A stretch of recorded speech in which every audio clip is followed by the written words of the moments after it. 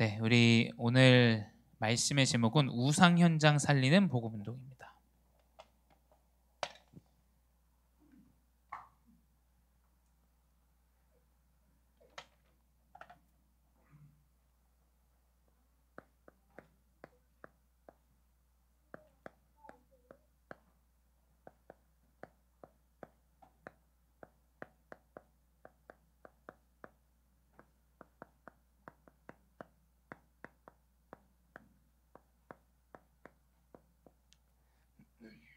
이제 우리가 지금 사도행전의 요정들을 계속 보고 있습니다. 사도행전의 이 복음 운동은 지금 우리 시대가 분명히 언약으로 붙잡아야 되는 전도와 선교입니다. 우리 중직자분들과 우리 렘넌트들에게 또 우리 사역자들에게 딱 한 가지의 정확한 목표가 있다면 세계 복음화입니다. 세계 복음화. 이 복음이 전달되어지는 것이 전 세계 땅 끝까지 전달되어지는 것이 하나님이 원하시는 일이고 우리가 인도받아야 될 흐름입니다. 이 복음이 바울은 1차, 2차, 3차 이렇게 복음 운동을 이어갔죠. 자, 우리 17장까지 보면서 1차 여행은 이제 안디옥 교회가 세워지고 선교지에 기도하면서 금식하면서 어디로 가야 될지 모르니까 인도를 받습니다. 그렇게 시작되어졌고요. 이제 제가 성경을 볼 때 본격적인 성령의 인도를 따라갔던 것은 2차 전도여행입니다. 그리고 이제 3차 전도여행은 그 세워진 제자와 교회들을 또 다시 방문하고 그것 통해서 연결된 교회들을 3차에 방문해요. 그래서 사실은 2차 전도 선교 여행이 바울의 전도 여행이 굉장히 중요한 흐름 가운데 있습니다. 우리 사진 한번 좀 보여줄래? 네. 이게 이제 바울이 인도 받았던 이제 이 전도 여행의 사진입니다. 지금 지중해에 있는 그 여러 국가들, 지금으로 말하면 이제 터키, 이스라엘, 그리고 아랍권 이렇게 지중해, 그리고 로마, 그리스, 지금의 이탈리아 이쪽 부근에 있는 그 지중해 연안에 있는 여러 국가들이 모여 있어요. 하나님이 계획이 정말 완벽하신 게 딱 저 지역에 여러 나라들이 이제 겹쳐 있는 그 부분이 바로 사실은 저 지중해 연안에 있는 여러 국가들, 아시아로도 뻗쳐나갈 수도 있고 또 아랍권 그리고 아프리카, 유럽 전 세계에 이제 연합되어진 흐름이죠. 그래서 터키가 또 아시아의 시작이잖아요. 그 아시아 부분에도 이제 계속 복음이 들어갈 수 있고 아프리카 이런 흐름이 이제 시작되어졌는데 그 2차 여행의 시작이 우리가 보시다시피 안디옥이고 그 다음 더베 루스드라에서 복음 운동하면서 이제 디모데를 만나죠. 그리고 이제 드로아로 인도받아서 거기서 사도행전 16장에 환상을 봅니다. 마게도냐로 와달라. 그래서 빌립보로 가게 되고 그 이후에 빌립보에서 루디아를 만나고 이제 데살로니가로 가게 되죠. 데살로니가에서는 야손을 만납니다. 우리 지난주에 봤던 17장에 야손을 만난 지역이 이제 데살로니가 교회이죠. 그리고 이제 오늘 봐야 되는 부분이 사실은 베레아인데 베레아라는 지역의 내용은 10절에서 딱 15절까지 있습니다. 그러니까 그 베레아의 내용은 단순합니다. 복음 운동을 데살로니가에서 전하다가 베레아에서 이제 복음 운동을 이동해서 전하는데 유대인들이 따라와서 막 핍박합니다. 거기에서 막 많은 귀부인들도 복음을 듣고 유대인들도 복음을 듣게 돼요. 근데 이제 유대인들이 막 쫓아와서 복음을 회방합니다. 그래서 빨리 이 사람을 바다로 보냈더라 이렇게 기록되어져 있어요.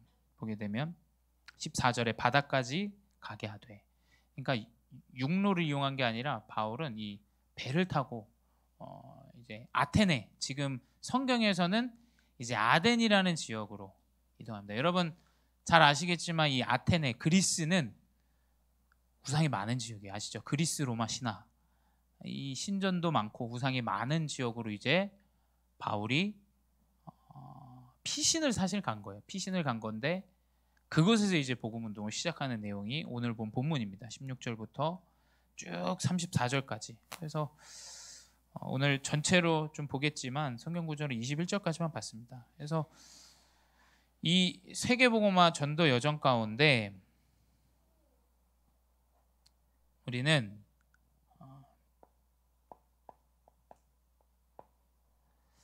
우리가 놓고 기도해야 되는 것은 바울은 골로새 교회에게 강단에서 나왔지만 전도와 선교를 위한 기도만 부탁해요. 그래서 저도 이번 주 강단을 보면서 우리 교회 주보에, 그리고 제가 캠프를 지금 전북으로 왔다 갔다 하면서 이제 이번 달부터 또 진행하는데 기도 제목을 올바로 실어놔야겠다 이 생각이 많이 들었어요. 기도 제목을. 왜냐하면 교회를 위해서, 전도를 위해서, 선교를 위해서 기도하는 이 기도 제목을 이제 이번 주 말고 그 다음 주부터 이제 교회 주보에 이제 기도 제목들이 실릴 겁니다. 그래서 우리 전 교인이 오직 전도와 선교를 놓고 기도해야 합니다. 그리고 하나님이 어떻게 응답하시는지를 확인해야 돼요. 그 확인이 되어져야 믿음과 신앙과 이 응답이 확인되어져요. 그렇죠? 그냥 흘려보내는 게 아니라, 그래서 사실은 소모임, 이렇게 기도 모임 하시는 분들 아시는데 기도 제목을 설정해 놓고 기도 문을 만들고 함께 기도하는 건 굉장히 좋은 부분이에요. 왜냐하면 그 분명히 아마 한 해 마지막 때 확인하실 수 있을 거예요. 하나님 어떤 응답들을 주셨는지, 어떻게 인도하셨는지, 어떤 마음으로 나를 여기까지 인도하셨는지. 그래서 우리가 이 전도와 선교를 위해서 기도해야 됩니다. 그래서 바울은 골로새 4장 3절에 내가 이 일 때문에 매임을 당했다. 내가 감옥에 있는 건 전도와 선교 때문에 매임을 당했다. 그래서 전도할 문을 열어달라고, 그리고 그리스도의 비밀을 올바로 선포할 수 있도록 나를 놓고 기도해달라. 이게 지금 감옥에 갇힌 사람의 고백입니다. 바울이 감옥에 갇혔을 때 이 3차 여행까지 마치고 감옥에 있을 때 옥중서신으로 쓴 기록이 이제 골로새서예요. 골로새서. 그 지역에 있다는 교회가 있다라고 알고 드로아를 통해서 확인하고 그러면서 이제 편지를 보낸 내용이 이제 골로새서인데, 전도와 선교를 위해서 놓고 기도해야 됩니다. 그래서 교회 기도 제목들을 하나하나 세심히 놓고 좀 기도해 주시기 바랍니다. 왜냐? 우리에게는 주어진 기회는 한정되어 있습니다. 렘넌트의 기회는 렘넌트 때뿐이에요. 그렇죠? 다민족의 기회는 다민족이 한국에 들어오고 우리와 함께 할 수 있는 그 기회뿐입니다. 그렇죠? 그 기회는 세월을 아끼는 것이에요. 세월을 아끼는 건 허튼 짓을 하지 말아라 이 말도 되지 않습니까? 근데 성경에서 뭐라고 얘기하냐면, 한국어는 세월을 아끼지 말라고 하지만 영어로는 기회를 놓치지 말아라 이렇게 얘기해요. 기회를.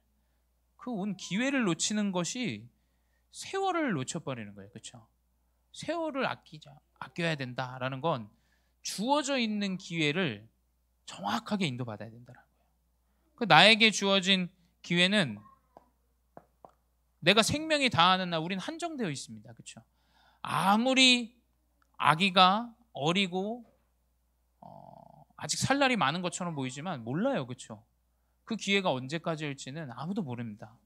나의 생명이 주어진 가운데, 그리고 나의 교회에 지금 주어져 있는 기회 가운데 여러분 잘 보셔야 됩니다. 우리 교회에 주어져 있는 기회, 주어져 있는 세월, 이걸 아껴야 됩니다. 렘넌트 운동과 다민족 운동, 이걸 여러분 정말 아껴야 돼요.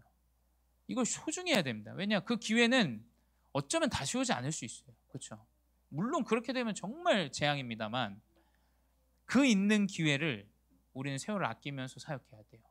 정말 한 명 한 명 소중히 여기고 복음 운동의 마음을 담고, 그리고 우리의 현장, 내가 언제까지 그 현장에 있을지는 아무도 알지 못합니다. 내 가정의 현장, 내 업의 현장, 언제까지 내가 있을지는 하나님만 아세요. 그 주어진 여정 가운데 세월을 아껴야 됩니다. 그 기회. 그래서 우리는 그 현장에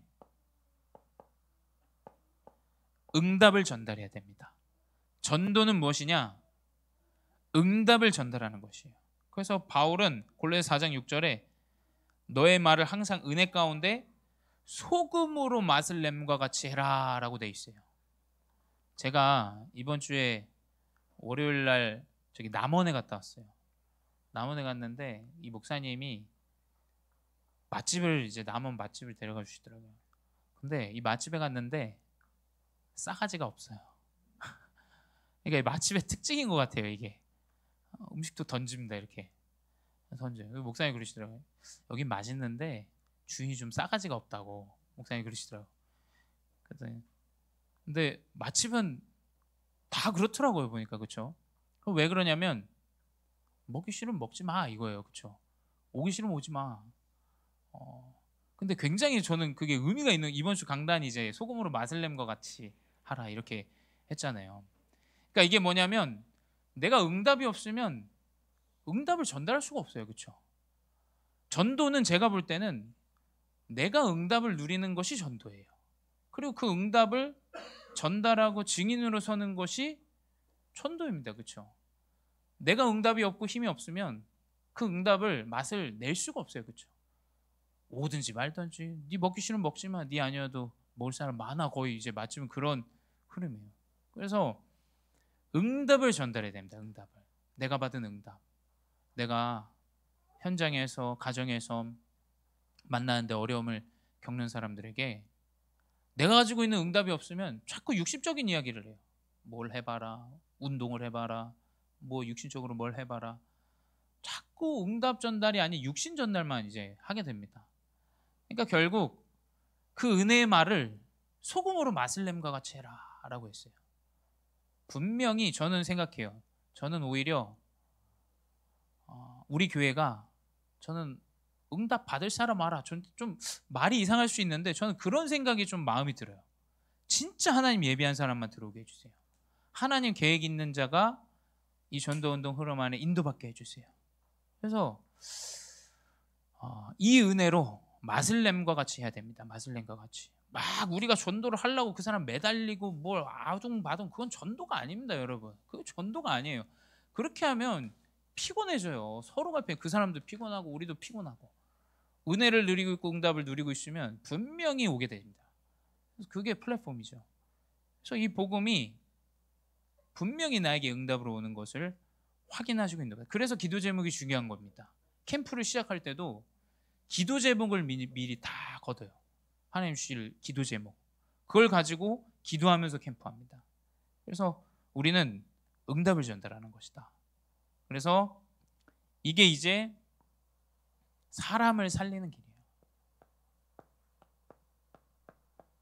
그러니까 이 응답을 가진 바울은 가는 곳마다 복음 운동을 해요. 그게 아테네로 뭐 그리스, 로마 신화가 만연한 그 지역에서도 복음 운동은 계속 일어나요. 이 아테네에서도. 그래서 우리는 사람을 살리는 노력을 하는 게 아니라는 걸 명심하셔야 돼요. 우리는 복음을 누려야 됩니다. 그래서 제가 볼 때 우리 교회 전도 운동이 일어날 수 있는 방법은 중직자들이 나가서 사람을 데려와라?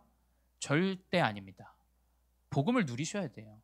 기도를 누리셔야 됩니다. 그 영적인 힘이 있어야 돼요.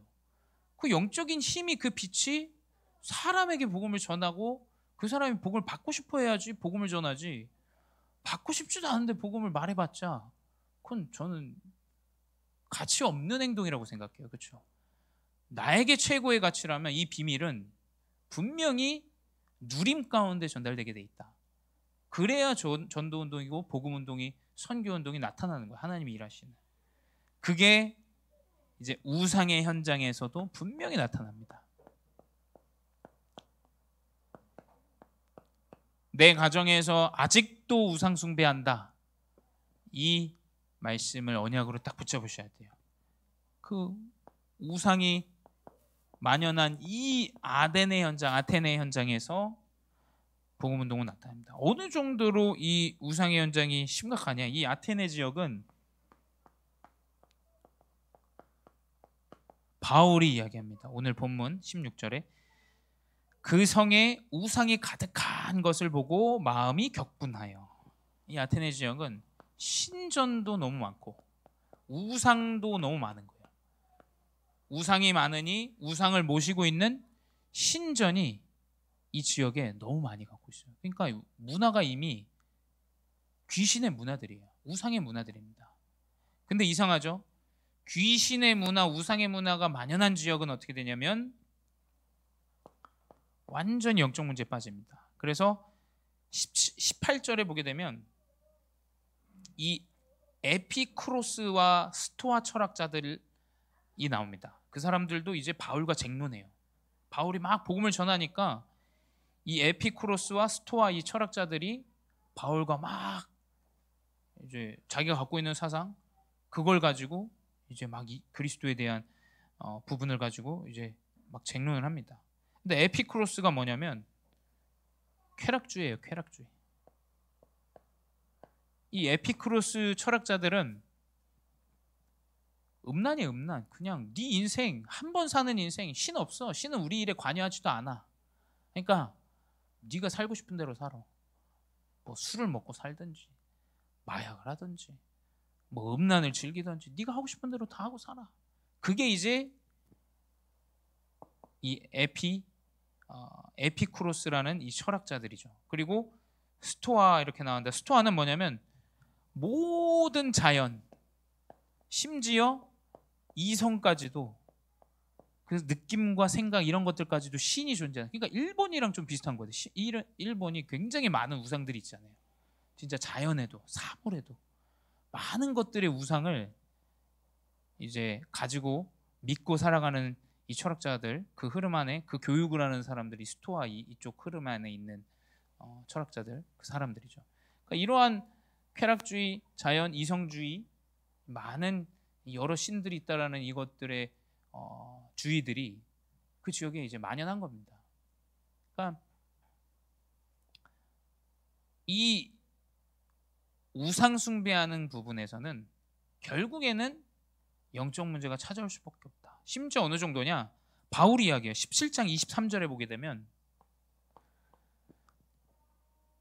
내가 두루 다니며 너희가 위하는 것들을 보다가 알지 못하는 신에게라고 새긴 단을 보았으니.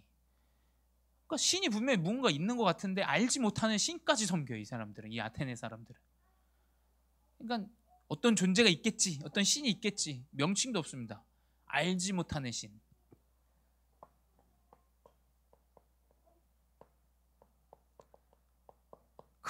그 신을 위한 제단도 이 사람들이 만들어 놨어요. 그러니까 이 아데네 지역은 어마어마한 우상 숭배와 영적인 문제와 육신의 문제와 심각한 정신의 문제까지 이제 이 지역의 문화로 완전히 자리 잡고 있는 거예요. 그래서 여러분, 근데 아셔야 됩니다. 이 우상 숭배하는 현장, 그리고 심각하게 무당이나 무속인이나 심취해 있는 이런 분들의 현장의 사람들은 이 영적인 부분을 빨리 알아들어요.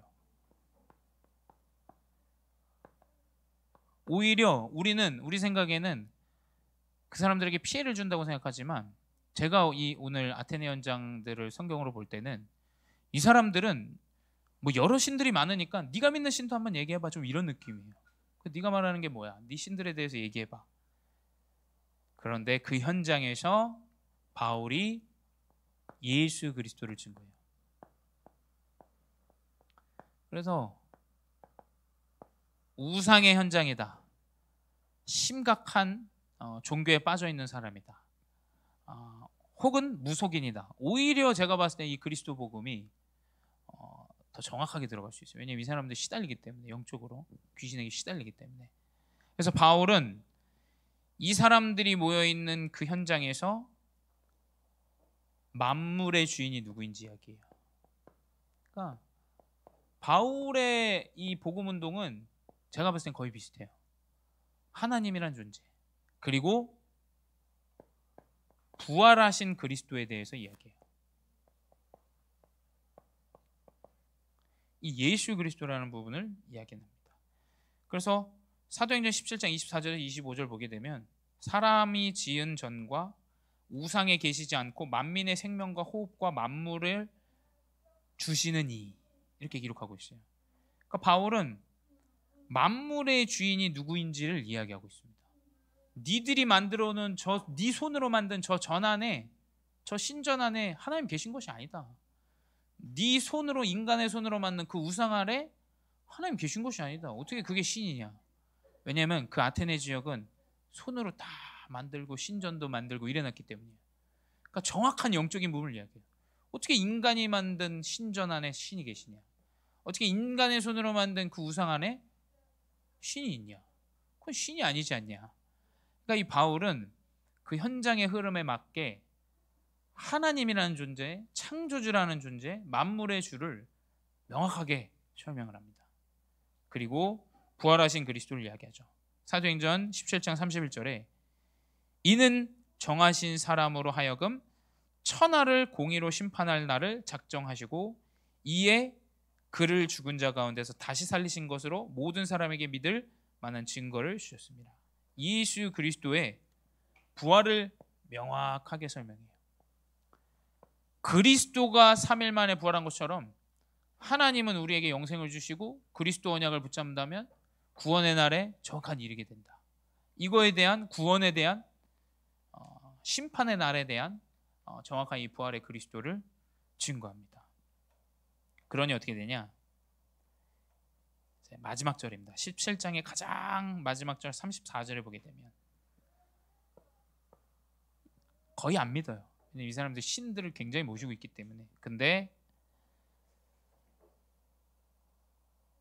34절에 몇 사람이 그를 가까이하여 믿으니 그 중에는 아레오바고 관리. 아레오바고가 이 회당 같은 현장이에요.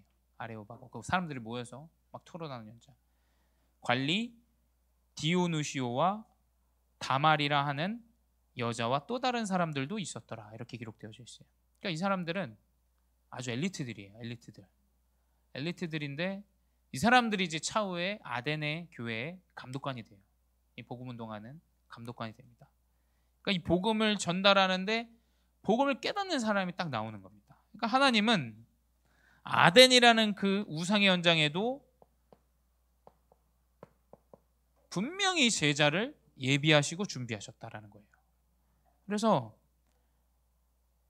그리스도를 증거하십시오. 그리스도. 다른 거 얘기하면 안 됩니다. 그리스도 했는데 반응이 온다. 그 사람 제자일 가능성이 커요. 제가 볼 땐 쓸데없는 그 육신적인 거 자꾸 이렇게 해봤자 그 시간 낭비입니다. 시간 낭비. 오히려 오해도 쌓이고 이상해져요. 그리스도 복음을 정확하게 한번 선포해야 됩니다. 근데 이 사람이 반응이 온다. 그 사람 하나님 제자일 가능성이 커요. 왜냐하면 성경 기록대로입니다. 복음을 증거했는데 이 사람이 복음을 반응한다. 하나님 계획이 있는 거죠. 복음을 전했는데 복음 반응이 없다. 그럼 그 사람 아직 시간표가 아닌 거예요. 그거 명확하게 하셔야 됩니다. 뭐 아쉽고 뭐 감정을 섞고 제가 봤을 땐 그건 필요는 하지만 세계복음화 전도 운동을 위해서는 사실은 그렇게 중요한 부분은 아니다라는 생각이 들어요. 그래서 그리스도를 명확하게 증거하십시오. 왜냐하면 그게 우리의 사명이에요. 우리가 뭐 사람 모으고 뭐 육신적으로 잘 관리해서 이러자고 지금 이루고 있는 게 아니지 않습니까? 예수 그리스도가 필요한 제자를 우린 찾아야 돼요. 영적 문제에 시달리는 자에게 그리스도의 정확한 해답을 줘야 돼요. 그게 하나님이 우리에게 원하시는 일이지 우리가 막 잘해가지고 설득해가지고 이게 아닙니다. 영적 문제에 시달리는 사람 지금 현장에 너무 많아요. 그러니까 결국 하나님이 원하시는 이 우상의 현장에, 재앙의 현장에 영적 문제에 시달리는 사람에게 예수 그리스도 복음을 정확하게 증거해야 돼요. 그리고 반응이 없으면 그냥 놔두세요. 그래서 이 복음의 제자가 분명히 서는 것을 우리는 우상의 현장, 이 아테네 현장에서도 볼 수가 있습니다. 그래서 우상 현장을 살리는 길이 무엇이냐?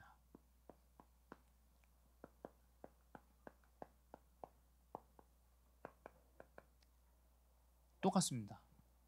저는 너무나도 이 성경을 보면서 우리가 세계복음화의 언약을 붙잡고 우리 세계복음화 본부 말씀을 듣는데 이게 명확하게 이 말씀 안에 다 있어요.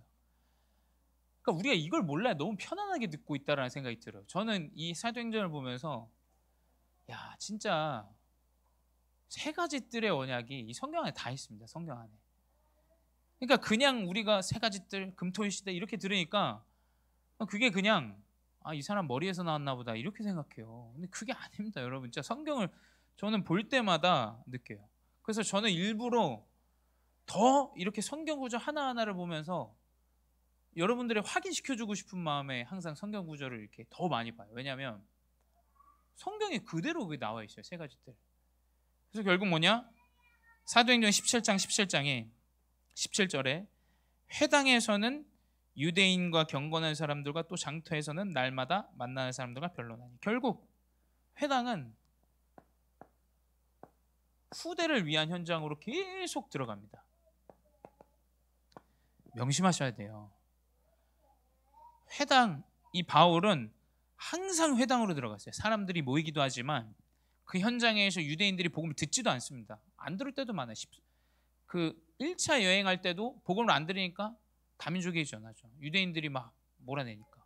근데 제가 봤을 때 왜 자꾸 회당에 들어가냐면 바울은 그 현장에 시달린 후대가 있는 걸 아는 거예요. 후대가. 그 후대에게 그리스도 복음을 전달하기 위해서 항상 바울은 가는 곳마다 뭐 마게도냐든지 13장이든지 16장이든지 다 회당만 들어가요. 그냥 그 현장에 후대가 있으니까. 두 번째 뭐냐면 당연히 이방인이죠. 사도행전 17장 21절 아테네 현장에서도 똑같이 들어갑니다. 21절에 모든 아덴 사람과 거기서 나그네 된 외국인들이 성경에 기록된 그대로예요. 가장 새로운 것을 말하고 듣는 것 이외에는 달리 시간을 쓰지 않습니다. 그러니까 이 사람들이 외국인들이 나그네 된 사람들이 새로운 신들에 대해서 막 듣고 싶어 하는 겁니다. 그거 듣는 거 이외에는 신경을 쓰질 않아요. 그러니까 제가 볼 때 이 외국인에 대한 사역은 굉장히 성경적인 사역이에요. 정말 이 이방인의 뜰 그거 우습게 보면 안 될 것 같아요. 정말 하나님 원하신 계획입니다. 정말 성경적인 전도운동의 흐름이에요. 그래서 결국 이 아테네 현장, 아테네에 많은 신전에 들어온 사람들, 이 외국인들이 복음을 들어요. 결국 이 사람들은 뭐냐? 나그네예요, 나그네. 우리 세르게이 사샤도 언제 본인의 현장으로 언제 와서 언제 갈지 몰라요. 그렇죠? 결국 세월을 아껴야 됩니다. 세월을. 주어져 있는 우리 시간과 이 만남 가운데 그리스도 복음. 제가 말하지만 하나님 분명히 내가 복음을 전달하고자 한다면 언어를 초월해서 하나님 말할 무언가를 주신다고 돼 있어요. 성경은 그렇게 기록하고 있죠. 말할 것을 너희에게 주겠다라고 하셨어요. 그건 제가 볼 때는 언어도 초월하겠다. 하나님의 능력으로. 저는 이해하기라고 생각해요. 소금이 맛을 내는 건 전 세계 사람들이 다 알아요. 그러니까 그 은혜를 전달하는 건 분명히 느끼게 돼 있습니다. 영적인 부분은. 이 사람이 뭘 말하는구나. 언어가 되어줘서 사역을 하는 게 아니에요.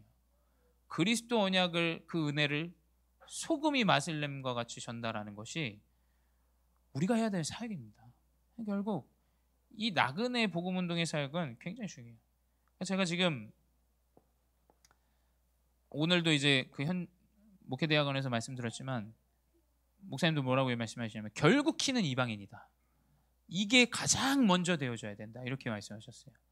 왜냐하면 그게 지금의 시간표입니다. 제가 월요일날 이제 남원 갔다가 이제 전주 이렇게 캠프 지금 이번 한 달 계속 이제 매주 이제 내려가서 그 지역의 캠프를 함께 지금 동참하게 됐습니다. 근데 여러분 진짜 지방은 우리가 지금 안산 살아서 그렇지 지방은 계속 대학들이 문을 닫아요. 대학들이 문을 닫아요. 왜냐하면 인구가 주니까. 여러분 생각해 보십시오. 대학이 문을 닫으면 그 지역의 상권들이 다 죽어요. 상권들이 죽는다는 건 그 지역이 계속 문을 닫는다는 얘기예요. 그러니까 그 남원에서도 대학이 하나 있는데 그 대학이 문을 닫아버렸어요. 건물도 다 있고 한데 땅도 있고 부지도 있고. 근데 문을 닫으니까 그 주변에 있던 뭐 어떤 식당들이나 아니면 뭐 숙소들이나 이런 것들이 온통 문을 다 닫는 거예요. 근데 제가 저번에도 어디입니까 공주 갔을 때도 그렇고 이제 이번에 남원 저번에는 이제 우리 어디입니까 군산 이렇게 가는데 보면 다 대학들이 지금 문을 닫아요. 근데 이제 대학 국가에서 이제 대안을 내놨어요. 그게 뭐냐면 건물들은 있으니까 이제 그 지역의 대표적인 대학이 이제 이런 글로컬이라는 이걸 이제 국가가 대안으로 내놨어요. 글로컬이 뭐냐면 글로벌, 로컬, 지금 현지와 전 세계에 있는 사람들 연합하는 이 예산을 30개의 대학을 선정해서 5년간 1,000억을 이제 지원합니다. 5년간. 이게 대학들에게 내놓은 이제 대안이죠. 건물들은 있고. 그러니까 이제 보니까 전주 같은 지역은 이제 전북대, 왜냐면 그 국립대니까 그 현장에 외국인 굉장히 많이 들어와 있고, 이 글로컬이라는 이 국가의 대안을 이제 이 남원시도 받아들여서 이걸 따냈어요. 그래서 지금 그 교회 앞에 이제 전북대가 이 남원에 있는 대학을 글로컬 대학으로 이제 함께 통합해서 이제 진행을 하더라고요. 그러니까 그 현장에 이제 2,000명 이렇게 넘는 외국인 학생들이 이제 들어오는 겁니다. 그러니까 지금 지방은 그게 지금 진짜 체감이 올 정도로 느끼고 있어요. 근데 지방이 그렇다는 건 일단 수도도 시간이 지나면 이런 현상이 이제 나타나겠죠. 왜냐하면 인구수는 계속 줄어드니까. 인구수는 근 10년만 지나도 우리 인구수가 반토막이 난다는 얘기들이 굉장히 많기 때문에, 그래서 이 이방인에 대한 나그네에 대한 이 흐름이 굉장히 성경적으로 지금 제가 볼 때는 계속 와요. 그 우리 한양대 에리카 같은 경우도 4,500 정도 들어와 있습니다. 4,500명. 그러니까 이 현장에 지금 4,500명 외국인이 들어와 있어요. 그래서 이번에 현장 돌면서 우리 교회 중심 그리고 안산 원곡동 중심 제가 우리 교회 대학 캠프팀 모시고 와가지고 한 바퀴 싹 설명드리고 우리 교회 흐름도 보고 하시면서 8월에 이제 캠프를 이제 잡았어요. 그래서 대학 선교국에 이제 보고도 한 상태고, 그래서 8월 11일부터 13일까지 저희가 캠프를 또 진행해요. 근데 이제 대학 선교국에는 오케이가 났는데 이제 지역에서 그걸 오케이 해줘야 됩니다. 지금 안산 이제 이 지회에서. 그러면 이제 대학생들이 방학이니까 들어와서 우리 지역 캠프하고 원곡동 캠프하고, 왜냐면 안산에 지금 118개국 나라가 들어왔기 때문에 캠프 팀장님이 무조건 이제 매년 여기서 캠프해야 된다 이제 이야기를 하셨어요. 그래서 결국 제가 볼 때는 회당도 결국 이방인이에요. 그렇죠? 그러니까 대학만 지금 들어갈 수가 있는데 회당도 결국 이방인의 흐름으로 지금 다 바뀌고 있어요. 그래서 이 우상의 현장을 살리는 길은 분명히 다민족들이 있어야 됩니다. 다민족의 뜰이, 후대의 뜰이 있어야 돼요. 그렇죠? 이건 굉장히 성경적인 내용이에요. 그러다 보면 치유의 응답이에요. 제가 볼 때는 이건 제가 성경을 보면은 되어지는 응답입니다. 사도행전 13장에 보게 되면 바울이 또 회당으로 들어가요. 거기서 복음운동 하는데, 후대운동을 하는데 갑자기 그 엘루마라는 마술사가 와서 갑자기 치유됩니다. 왜냐하면 계속 건드니까. 그러니까 이 치유운동은 후대와 이방 사역에 있으면 하나님 주시게 되는 응답이다. 저는 그렇게 붙잡히게 됐어요. 그 사도행전 16장에도 보게 되면 기도하러 가다가 이 귀신 들린 여종이 갑자기 나와요. 그래서 막 소리 지르면서 따라오지 않습니까? 기도하러 가는데. 그러니까 영적인 흐름 안에 있는데 하나님이 되어지는 응답으로 치유의 응답을 주시게 돼 있어요. 그리고 사도행전 19장에도 회당에 들어갑니다. 회당에 들어가서 복음 전하다가 유대인들이 방해하니까 두란노 서원, 헬라인들이 모여있는, 그리스 사람들이 모여있는 그 현장에서 복음 전하는데, 거기서 이제 복음 운동, 이제 그 바울 따라하다가 귀신 들린 사람 치유되어지고, 많은 우상 숭배하는 무속인들이 자기 책 은 5만 다 태우잖아요. 결국 뭐냐면 하나님이 원하시는 우상 현장을 살리는 길은 세 가지 뜰을 준비해야 돼요.